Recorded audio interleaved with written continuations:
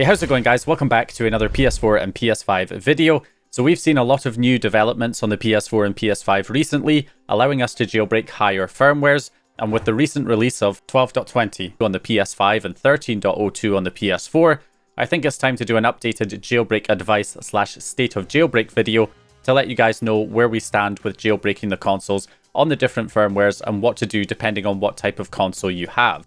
So starting with the PlayStation 4, it's important to note that the type of console does not matter. You can jailbreak a Fat, Slim or Pro in the same way.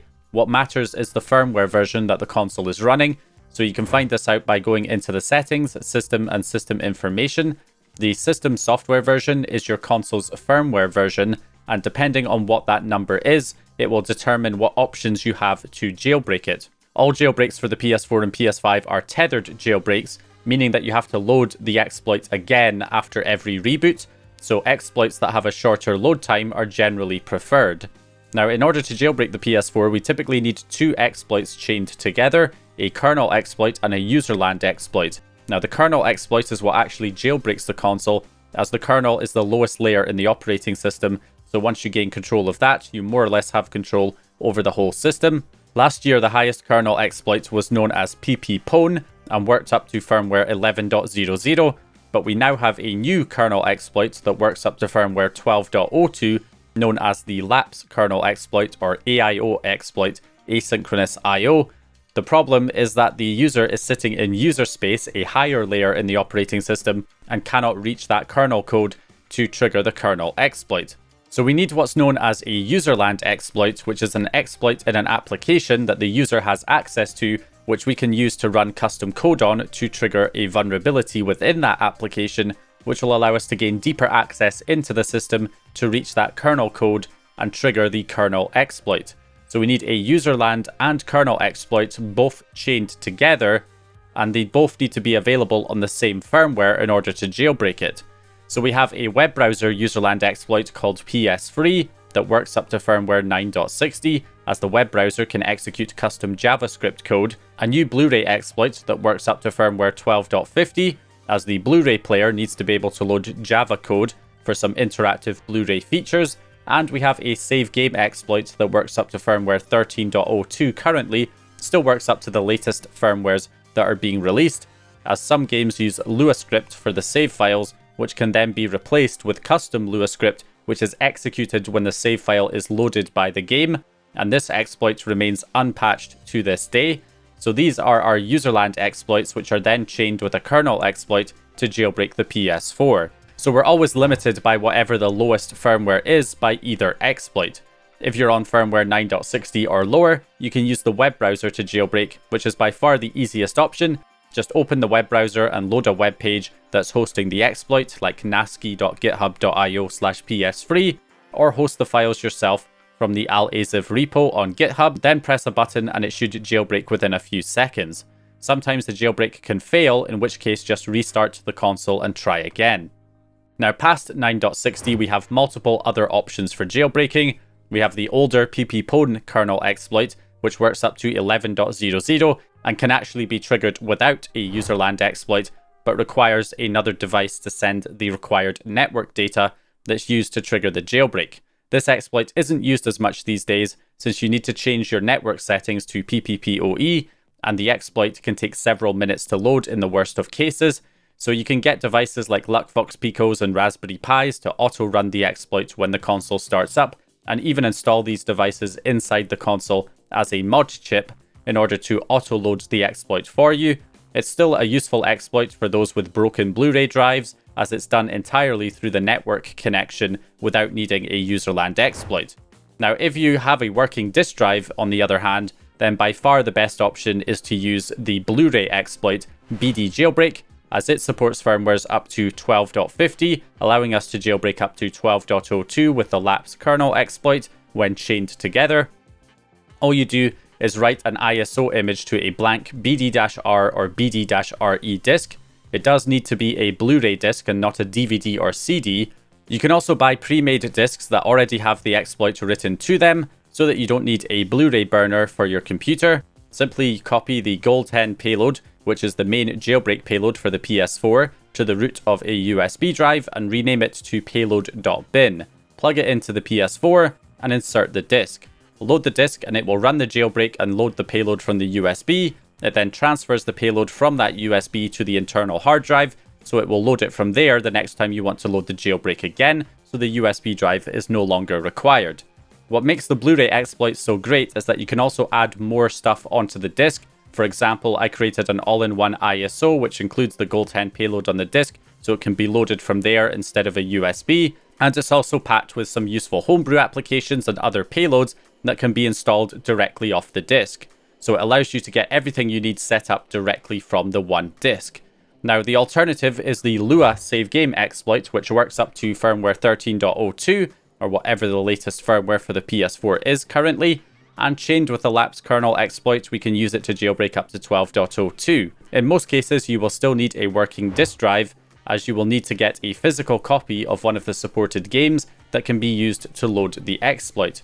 Now, this could be a little tricky, as the games we need to load the exploit are Japanese-only games that run the Artemis game engine, and this is the list of currently supported titles, and you can get them outside of Japan from places like CD Japan and Play Asia that will ship them to your country, but they do tend to be quite expensive, especially with the extra shipping costs. Now, the other downside is that the jailbreak setup is more complicated with this method, as you also need to be able to get the game save file installed and re-signed to your PS4 account and transferred to the PS4, which is used to load the exploit, which is some extra work that you don't have to deal with when using the Blu-ray exploit.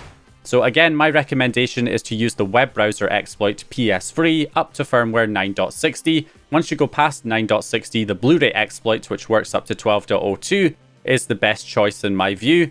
And if you don't have a working disk drive, you can always use the ppPwn exploit up to firmware 11.00 through the network connection.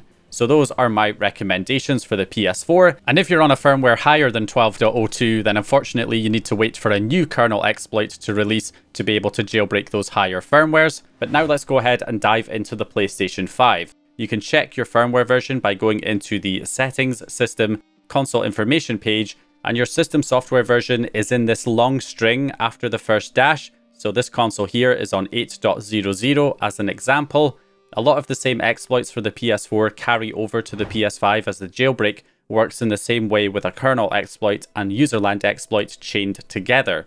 Now, we have an IPv6 kernel exploit working from firmwares 3.00 to 4.51, a UMTX kernel exploit which works up to 7.61, and the same lapse kernel exploit as the PS4, which works up to 10.01 on the PS5.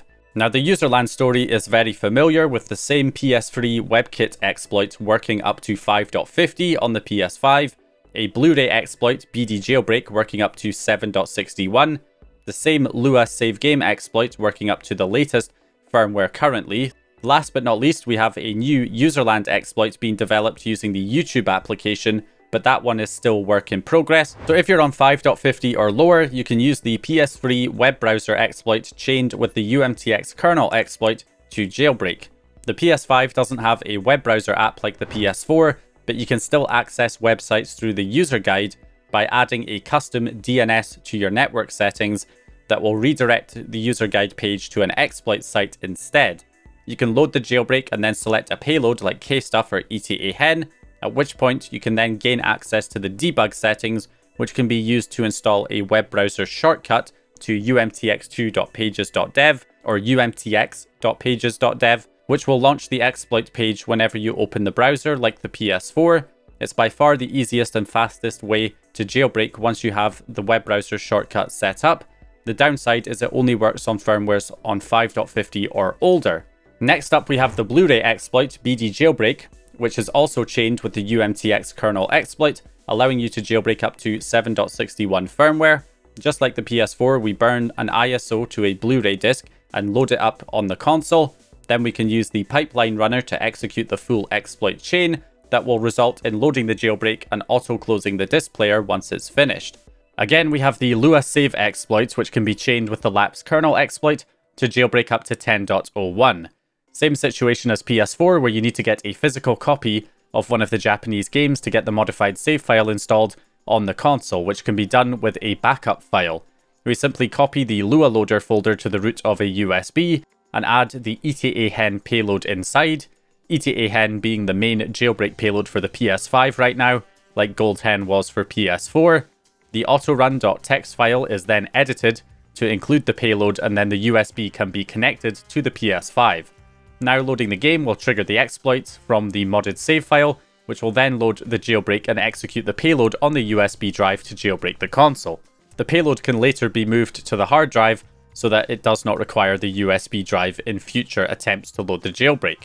So finally we have the YouTube exploit Y2JB, which is still currently in development. Once complete, we could chain it with the lapse kernel exploit to jailbreak the PS5 up to firmware 10.01, which would be the best option as it will work on digital edition consoles and does not require purchasing expensive games or a Blu-ray burner. Now you also might be wondering if we can also use this userland exploit on the PS4 and why it's not included on the PS4 section. Well, technically it could be used on the PS4, but the PS4 version of YouTube and other media applications require the app to be licensed on your account. So you need to have a valid license, so you have to have purchased the YouTube app or essentially downloaded it from PSN, so it's linked to your account. And if you don't already have a working version of the YouTube application installed and licensed on your account, then you cannot use it to jailbreak the PS4. The PS5 version of the YouTube application and some other media applications can simply be downloaded and launched on any PS5. They are not locked to a specific account via a license file, which can allow you to install and run older versions on your PS5 so it can be used to jailbreak it. Now, when it comes to my recommendations, I think the PS3 web browser exploit up to firmware 5.50 is what I would recommend using. And once you go past 5.50 on higher firmwares above that, then I would wait for the YouTube jailbreak to be complete and then use that method to jailbreak your PS5, as it's going to be the next most convenient option. Now, we have some additional complications with the PS5, like not having many working backports to get newer PS5 games running on older firmwares.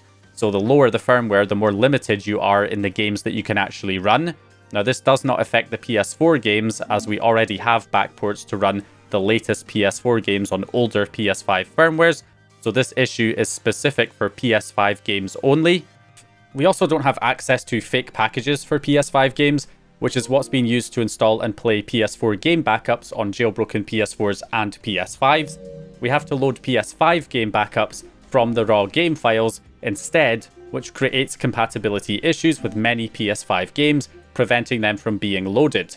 So the selection of playable PS5 games on offer is already limited, but the lower the firmware, the more limited that pool of playable games becomes. Now, this means that some people might want to update to the latest jailbreakable firmware on their PS5 so that they can access more recent PS5 games and have more PS5 games that they can play overall. But at the same time, we don't really have a full jailbreak on the PS5 either, as the PS5 has a hypervisor which restricts access to the kernel as an additional security layer, which does not exist on the PS4. So luckily we do have a workaround for this called kstuff, which is implemented inside of ETA hen, but this workaround is not perfect and does have a slight performance impact on your games, which can cause frame drops and longer loading times. You can disable kstuff once the game is loaded to gain back some extra performance, but lower firmwares are more vulnerable to future exploits and are more likely to get a full hypervisor exploit that could then be used to gain even more control over the PS5 to be able to do things like load Linux on the console in the future and remove the need for kstuff so that we'd be able to get the full performance of the console when running our game backups. So the PS5 jailbreakers, I guess, are in two different camps. You've got the people waiting on the older firmwares for a full hypervisor exploit for more features, and then you also have the people who just want to update to the latest jailbreakable firmware to play more PS5 game backups because they're happy enough with the way the current jailbreaks are with kstuff. If you're happy enough with the existing jailbreaks, then I would still wait on your current firmware for the YouTube jailbreak to be complete so that you can then use YouTube or another media application to jailbreak up to the latest jailbreakable firmware that's supported by kstuff. Kstuff currently supports firmwares up to 9.60. It doesn't have support up to 10.01 yet, so I would only update to 9.60. That's as far as you should go until kstuff supports up to 10.01 once the YouTube exploit is ready to load the jailbreak. And of course, again, if you're on a higher firmware than 10.01, then you'll need to wait for a new kernel exploit to release to be able to jailbreak those higher firmwares. Now, another problem we have with the PS5 is that we have models without a disk drive, and the disk drive is required to use the Blu-ray exploit and the Lua save exploit. Now, if you only have a digital edition console or a disc edition slim console that does not have a paired disk drive, then you have less exploits to work with. So you can jailbreak up to 5.50 with the web browser, and once this YouTube userland exploit Y2JB is fully up and running, you should be able to use that to jailbreak up to the latest jailbreakable firmwares. So you can still jailbreak with digital-only consoles, but disc edition consoles are always going to be more desirable as they're vulnerable to more exploits. So that's the current state of jailbreaking the PS4 and PS5 at the moment, at the tail end here of 2025. Now, just to add a quick section here about stuff that I didn't cover. Now, I did leave a couple of things out of this video to try and not overcomplicate things, so I'll just give them a little bit of an honorable mention here at the end. There is actually a full hypervisor exploit available for the PS5 called Bypervisor. However, it only works on very old PS5 firmwares. We're talking 1.x and 2.x firmwares, which are so old that they're pretty irrelevant for most people, but as there's not many people who are still on firmwares that old that would be able to take advantage of that hypervisor exploit, which is why I haven't really talked about it here in this video until now. And then also there is the Mastercore exploit, which is another userland exploit that can be used to load the jailbreak on the PS4 and PS5, which uses a PlayStation 2 game through a modified save file. But again, that one also does not apply to many people, as you have to have a licensed copy of that specific game, and it's a digital-only game that you would have had to download while your console was on the latest firmware before you took it offline to wait for a jailbreak. So again, for the same reason, I didn't really cover it much because it doesn't really affect many people. It's not really that useful for the majority of people looking to jailbreak their consoles. So that's why those things were specifically left out. And there are other kernel vulnerabilities and web browser vulnerabilities that are being looked into to see if we could get jailbreaks on even higher firmwares and, ways of jailbreaking through the web browser, which we currently don't have right now. So that stuff is ongoing. But anyway, that's basically it for this video. So hope you guys enjoyed this one or found the information useful. If you did, please leave a like and subscribe. And as always, I'll hopefully see you guys in the next one.